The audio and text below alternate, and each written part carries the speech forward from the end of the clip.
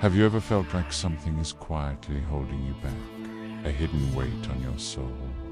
For centuries, wisdom traditions have pointed to 7 patterns of behavior that, when left unchecked, can lead to deep unhappiness and spiritual decay. These aren't just ancient concepts. They are modern struggles that millions face every single day. Today, we're diving deep into what are commonly known as the 7 deadly sins. Not to condemn, but to understand. By shedding light on these shadows, we can begin to find the path toward freedom and a more fulfilling life. Let's start with pride. This isn't about healthy self-esteem. This is the excessive belief in one's own abilities that interferes with recognizing the grace of God. Pitch the "I did it all myself" mentality, forgetting the help, the luck, and the blessings that got us there. Pride puts our own ego on a throne, making it impossible to learn, to grow, or to truly connect with others. It's the root from which other sins often grow, whispering that we are the center of the universe. Next is greed, or avarice. Greed is the insatiable desire for more money, more power, more possessions.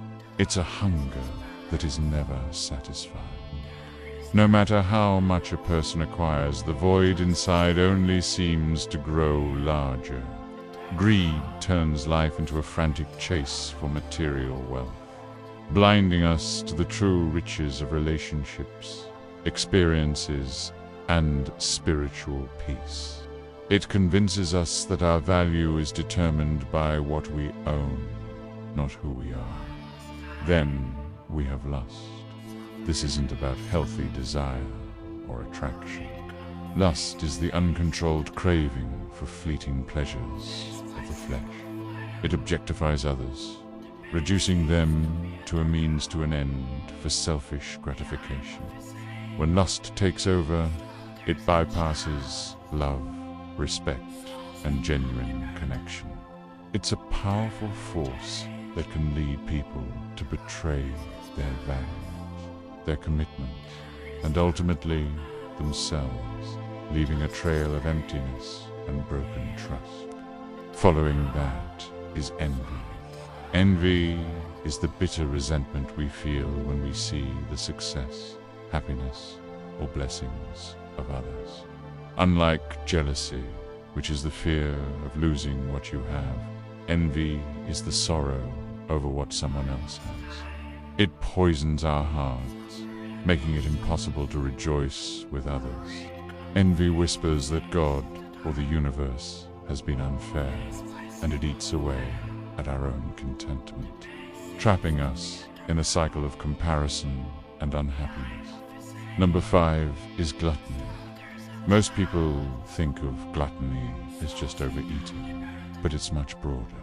It's the habit of overindulgence in anything to the point of waste, or where it becomes harmful.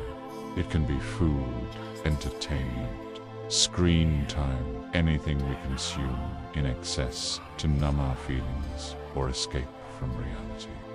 Gluttony is a failure of self-control, a sign that we are letting our appetites rule us, rather than ruling our appetites. Next, we face wrath. This isn't righteous anger against injustice. This is fury uncontrolled, destructive rage that seeks to harm. Wrath bypasses reason and compassion, erupting in hurtful words and actions that can shatter relationships in an instant. It's a temporary madness that often leaves permanent scars.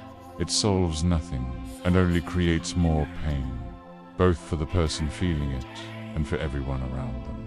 Finally, there is sloth. Sloth is not just simple laziness or taking a day off. It's a deep, spiritual, and physical apathy.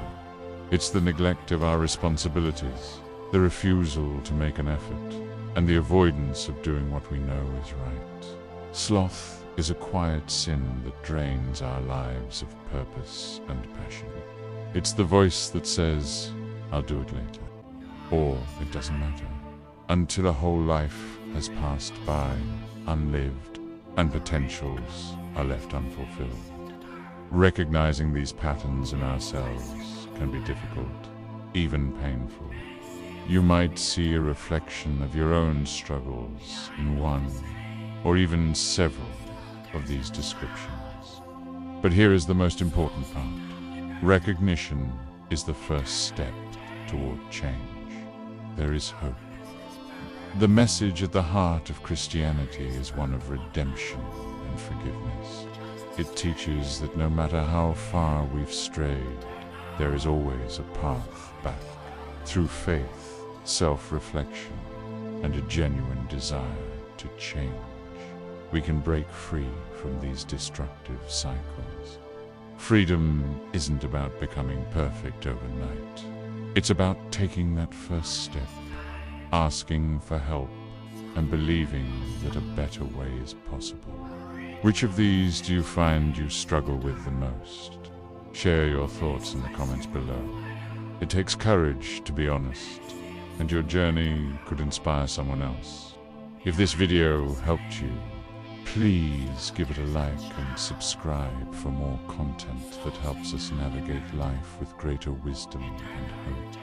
Thanks for watching.